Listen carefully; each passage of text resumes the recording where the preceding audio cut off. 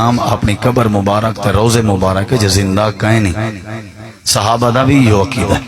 تے جڑا این مدینہ شریف وچ روضہ رسول دے گنبد دے تلے علی قبر وچ سارے سونے نبی پاک کو جیندہ تے حیات تے زندہ منیندے، او نبی دا گستاخ محب نہیں۔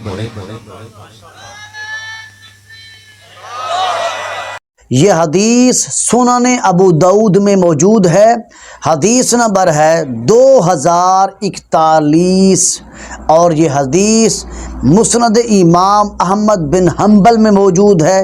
جلد نمبر 2 صفحہ نمبر 527۔ حضرت ابو ہریرہ رضی اللہ تعالی بیان کرتے ہیں، حضور نبی اکرم صلی اللہ علیہ وآلہ وسلم شاہ فرمایا، جو مسلمان بھی مجھ پر سلام پڑھتا ہے، اللہ میری روح کو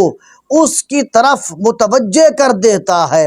حتیٰ کہ میں اس کے سلام کا جواب دیتا ہوں۔ اپنے آپ کو اہل حدیث کہنے والے اور حدیث کی رٹ لگانے والے ہر مقام پر کہتے ہیں کہ ہم تو صرف حدیث پر عمل کرتے ہیں، ہم تو صرف قرآن پر عمل کرتے ہیں، ہمارا تو ایمان ہے حدیث میں جو اللہ کے نبی نے فرمایا ہے وہی ہمارا عقیدہ ہے، وہی ہمارا نظریہ ہے۔ تو پھر اس حدیث کے متعلق تمہارا کیا عقیدہ ہے، تمہارا نظریہ کیا ہے کہ اللہ کے نبی فرمائیں جب کوئی میرا امتی مجھ پر سلام پڑھتا ہے اللہ نے میری روح کو لوٹا دیا ہے اور میں اس کے سلام کا جواب دیتا ہوں۔ اگر اللہ کے نبی صلی اللہ علیہ وآلہ وسلم تمہارے کہنے کے مطابق اپنی قبر میں زندہ نہیں ہیں تو پھر اپنے سلام کرنے والے کو جواب کیسے دے رہے ہیں؟ تو معلوم ہوا کہ اللہ کے نبی صلی اللہ علیہ وآلہ وسلم اپنی قبر انور میں زندہ ہیں، اس لیے تو حضور اپنے سلام کرنے والے امتی کو سلام کا جواب دے رہے ہیں۔ اور اسی طرح ایک اور حدیث میں آتا ہے، حضرت عمار رضی اللہ تعالی بیان کرتے ہیں کہ رسول اللہ صلی اللہ علیہ وآلہ وسلم شاہ فرمایا، اے عمار، بے شک اللہ تعالیٰ نے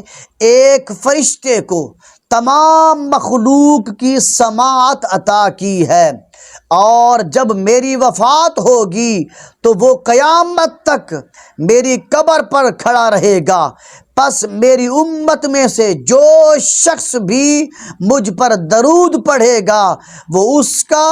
اور اس کے باپ کا نام لے کر کہے گا۔ جو شخص حضور پر درود پڑھے گا فرشتہ اس درود پڑھنے والے کا نام اور اس درود پڑھنے والے کے باپ کا نام لے کر کہے گا، اے محمد صلی اللہ علیہ وآلہ وسلم، فلاں فلاں شخص نے آپ پر درود پڑھا ہے۔ پھر اللہ جل مجدہ اس کے ہر درود کے بدلے میں اس پر 10 رحمتیں نازل فرمائے گا۔ تو فرشتہ کس سے مخاطب ہوگا؟ اگر حضور معاذ اللہ استغفر اللہ مر گئے ہیں، قصہ ختم ہو گیا معاذ اللہ، تو پھر وہ فرشتہ کس سے مخاطب ہو رہا ہے؟ کیا میت سے مخاطب ہو رہا ہے؟ نہ، اس لیے کہ اپنا عقیدہ یہ بنا لیں، اپنا نظریہ یہ بنا لیں گویا کہ اللہ تعالیٰ نے اس فرشتے کو حضور کی خدمت میں کھڑا کر دیا ہے، اور وہ فرشتہ امتیوں کا درود سن کر نبی الاسلام کی بارگاہ میں پیش کرتا ہے اور عرض کرتا ہے کہ اے محمد صلی اللہ علیہ وآلہ وسلم، فلاں بن فلاں نے آپ پر درود پڑھا ہے۔ گویا فرشتے کا بھی یہی عقیدہ ہے کہ نبی الاسلام کی ذات اقدس اپنی قبر انور میں زندہ اور حیات ہیں۔ یہ حدیث مسند بزار میں موجود ہے، حدیث نمبر ہے 3162 اور 3163۔ اور اسی طرح ایک اور حدیث میں آتا ہے، حضرت ابو درداء رضی اللہ تعالی بیان کرتے ہیں، رسول اللہ صلی اللہ علیہ وآلہ وسلم شاہ فرمایا،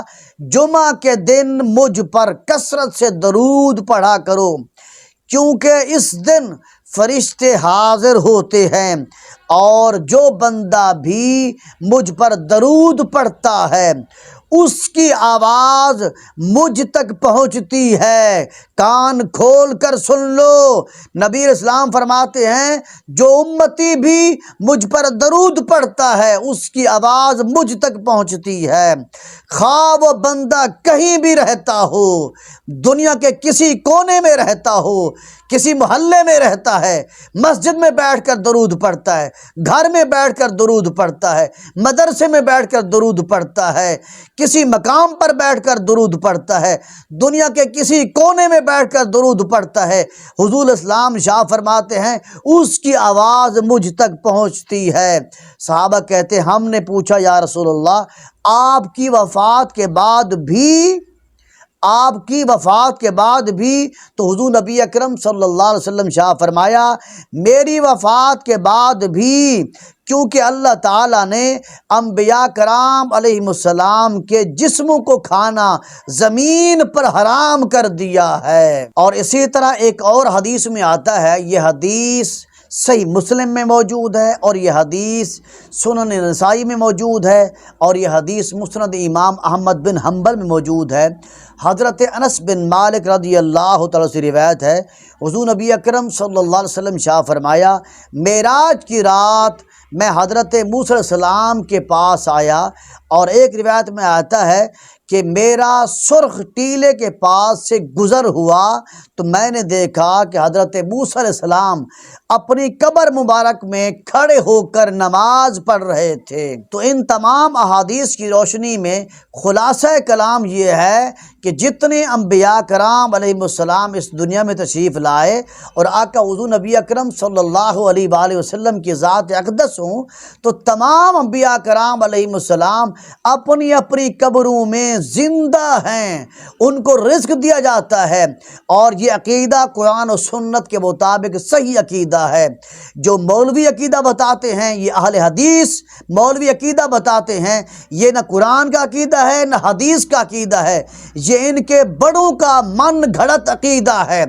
ان کے بڑوں کا من گھڑت عقیدہ نہ قرآن سے ثابت ہے نہ حدیث سے ثابت ہے۔ اور صحیح عقیدہ مسلمان کا یہ ہونا چاہیے کہ انبیاء کرام علیہ السلام کی ذات اقدس جیسے پہلے موجود تھے،